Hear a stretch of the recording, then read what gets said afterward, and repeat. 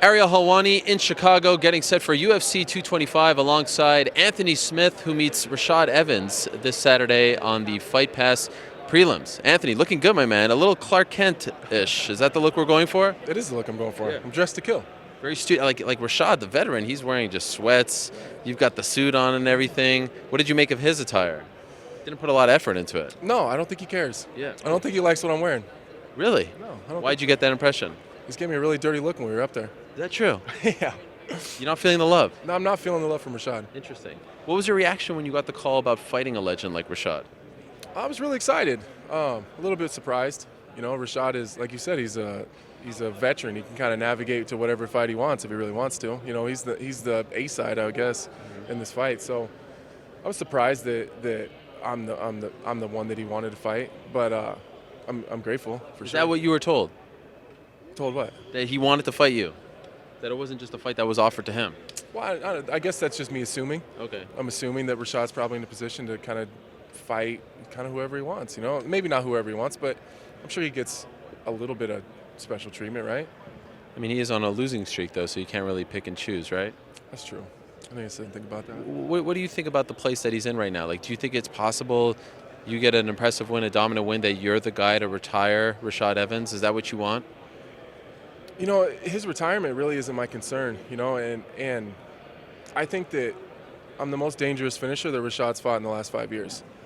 And I think that that's going to bring the most dangerous Rashad out. You know, I have a lot of respect for Sam Alvey and Dan Kelly, but they're not necessarily guys that are going to put that fear in you, you know, and I think I'm that guy for Rashad, and I think he's desperate, and I think that he's backed into a corner, and I think that makes him really, really dangerous. So I think that I have a tough test ahead of me, but if he retires afterwards, you know, I think that's kind of his decision, and I think that he's earned that if that's what he wants to do. But is that like a feather that you'd like in your cap, to be the guy to retire Rashad Evans? I think that would be cool. You know, I don't know. I don't know if I've ever looked at anyone that's ever retired anybody and thought that that was a feather in their cap, you know? I think that the win is more of a feather in my cap than anything. In their performance. I think that's the most important part for me is the performance.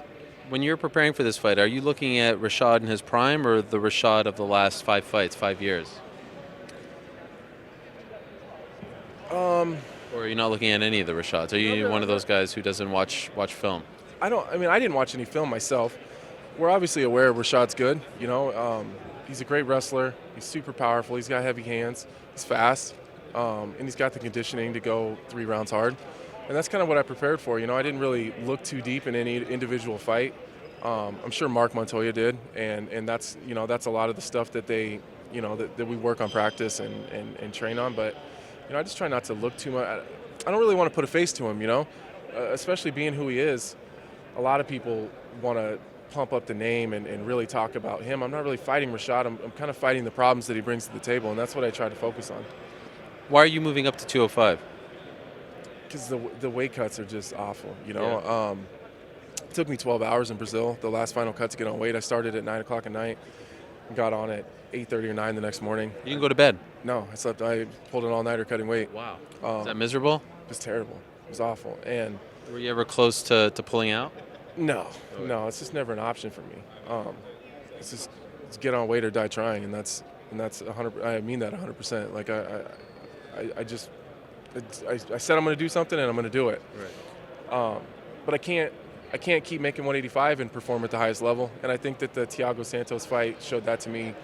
I knew I should have moved up a long time ago, but it's hard. I mean, am I supposed to win 3 fights and then leave the weight class? You know, it's hard. It's hard to do that. So I told myself after I think it was the Elvis Mutapchik fight in Vegas that I'd keep doing it until the wheels fell off, you know, and they fell off. So here I am at 205. I noticed that you still kept the tweet from after that fight as your pinned tweet on Twitter. Is there a reason for that? Do you want to remind yourself of the disappointment of that fight? Yeah. I want to remind myself of how terrible that feels. You know, once you go on winning for a while and you're doing really well and everyone thinks you're cool and, you know, you forget what it feels like to lose. And I don't want to forget that because it's the worst feeling in the world. You know, so every time I pull my Twitter up, there it is. You know, I got to remind myself why I'm pushing hard and what I need to do. Hot topic this week in MMA are the weigh-ins, early weigh-ins, back to the traditional time. What are you in favor of?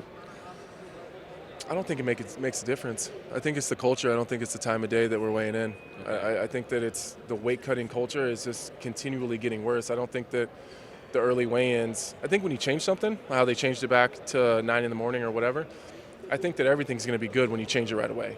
And then eventually people are going to get back to doing what they're always going to be doing. And I think until something drastic is done, I think that it's going to continue to slowly get worse. So they may switch them back to the afternoon or the evening, and it may work for a little while, but eventually it's going to get right back to where it's at now. Last thing on Rashad, after squaring off against him, I don't know if you were joking about like not feeling the love, but do you feel somewhat disrespected? Like, are you using this as motivation? Do you have a chip on your shoulder now after all this? No, Okay. not at all. Me and Rashad, I don't think me and Rashad have any personal beef. Okay.